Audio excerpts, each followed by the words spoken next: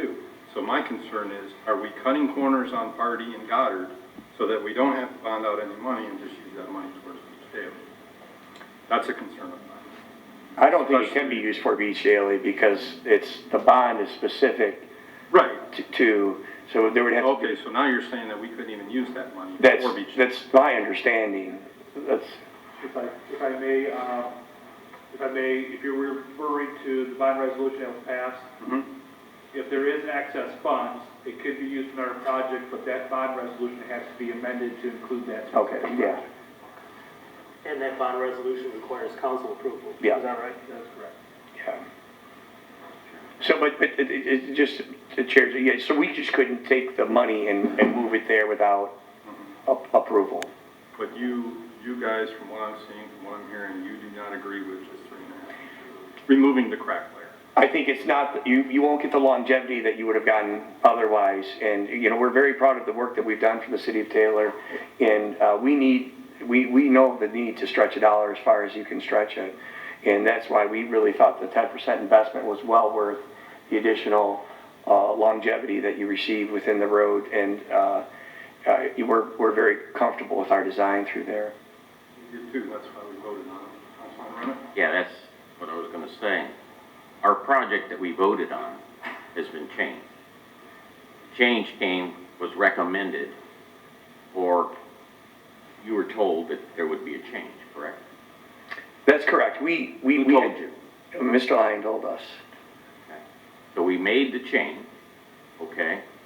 So now we made the change, but everything that the council had voted on, that was in stone because that's what we thought we were going to get.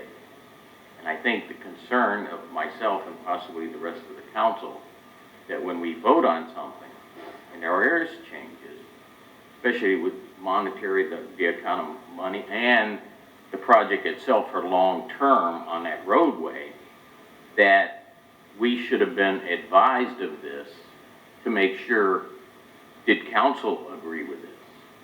But in what you're saying is, and I just want to be sure, and the other people have asked the same thing, we're getting a different roadway with a lasting period less than we voted.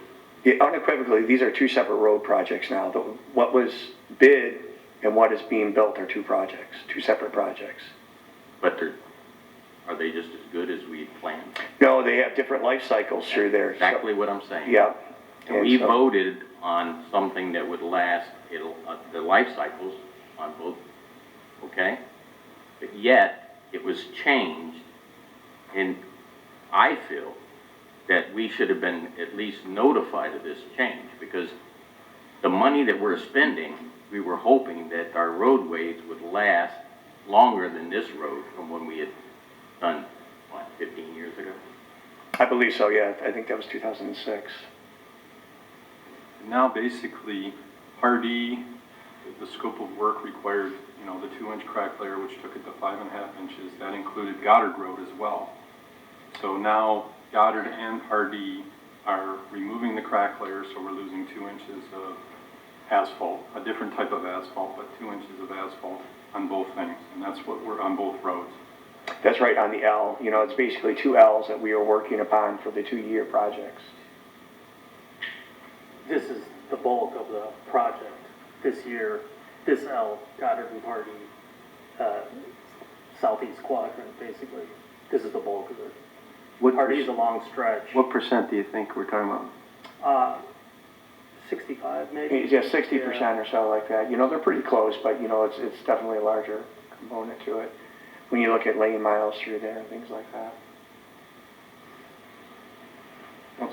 And with that, that means that the savings that this supposedly occurs, we will be saving, what, $1.5 million. That will be spent possibly on other roads, are switched over to be part of a project so that they get to keep the money. In my opinion, for any of that money spent, it should come back as a project in front of this council if we decide to spend that additional money that we've ended up now saving because of a road that we're not sure now. You're telling us that your specs, you stick with what you believe. Now we're getting, you know what I'm saying? Yeah, I think there's just no doubt that this was the right application, the correct relief layer and the location of it. I will put, my own personal, just to give you an idea, I have a bachelor's of science in civil engineering. I have a master's in science in civil engineering. I have a bachelor's in science in land surveying, and then I have an MBA. And I'm an expert witness actually for what's referred to as the standard of care of an engineer. When engineering firms get sued, I get brought in by their insurance companies to represent whether another engineer would stand in place of this engineer, would they have done the same thing through there. And I can tell you that we put together, through Alan, a very strong team of well-seasoned professionals that have hundreds of miles of roadway experience under our belts. And that's why I can say here confidently that was a very good design layer. And that 10% investment is well worth with the additional longevity that you get from it. Mr. Hennessey, that's what we voted on, and that's what's really bothering me because, I understand there's change orders, and we even said, small change orders we understand.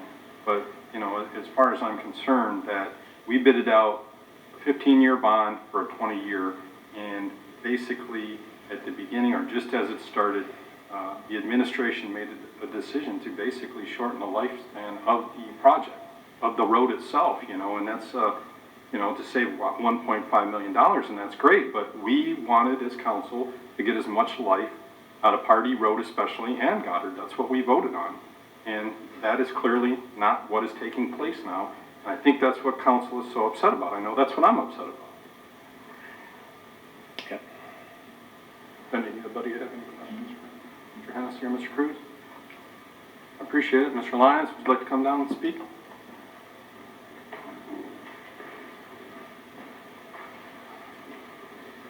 Good evening, Council. So I would like to address the life expectancy of Goddard and Pardee Road. We talked about the 2008 project, the Hot in Place paving program. That was a program where literally heat up the existing asphalt, put it back down, no panel replacement, none. I just want to interrupt you real quick. Were Sure. you working here when that happened? I led the job. Okay, go ahead. That project, we performed no panel replacements at all, and we capped it with a 2-inch polymer modified layer of asphalt. That is still what's out there today. Drivable. You can, pretty decent ride quality. Is it as good as a brand new road? Absolutely not. But again, we're paving over a 52-year-old road that needs to be reconstructed. I'm not going to dispute all the different methodologies that are out there for paving options. This happens to be one of the most recent methodologies out there that has come forth in the industry. It is also the crack relief layer, correct. It is also my understanding, and I have talked to many consultants, I have talked to the former head of Wayne County Engineering, that there are not any communities that are using this process. Wayne County is not using this process.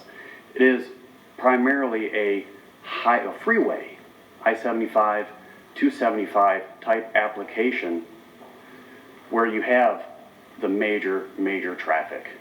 Where you're able to maintain a 5.5-inch cross section for that 2-inch cracked reflective layer across the entire width of the pavement, and then being able to maintain that overall cross section. Because as soon as you begin to manipulate that cross section at your gutter line, doesn't matter where you're at in the cross section of the pavement, but as soon as you begin to manipulate, you are compromising the overall design. Now the design is a 5.5-inch cross section. And I did take some photos.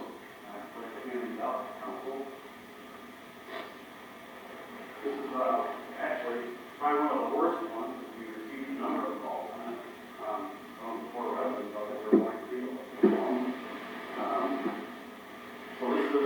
after we milled out the pavement in front of Cove Creek,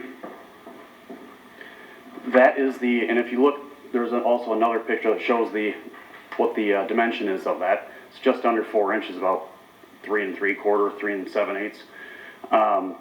You know, some people thought that that's what the road surface was going to be, and no, we explained to them, no, this is a mill and fill with panel replacement project. So that asphalt is going to be replaced. So you have a smooth transition. We have a number of intersections, driveways, up and down Goddard and Pardee Road. The back of a screed for a paving machine, the standard width is right around 8 feet, and you can get them in different widths. Typically, when Ajax Paving is going to pull their asphalt, they have, as was referenced earlier, the screw. There's a screw on each side, which helps them control the grade, the slope at which the pavement's going to be placed at. Those pavers also have wings on them, which extend out 3-4 feet on each side. So now that 8-foot machine just went to 14, give or take. So if you look at a roadway, you're going to see that the joint, the paving joint line, they try to get that in the middle of the road, where the 2 lanes are going to butt. So as you're driving down Pardee, that hyphenated dash line, if you look at that dash line, that's where you're going to have your joint. Because you don't want the joint in your tire. That's, you know, that's how you get premature failure on roadways. Why this is so important is because the crack relief layer, and this is one of the main reason as to why I questioned it, is because we are not getting the full 2-inch cross-section of that crack relief layer. As you can see on those pictures, 5.5 does not fit in 4.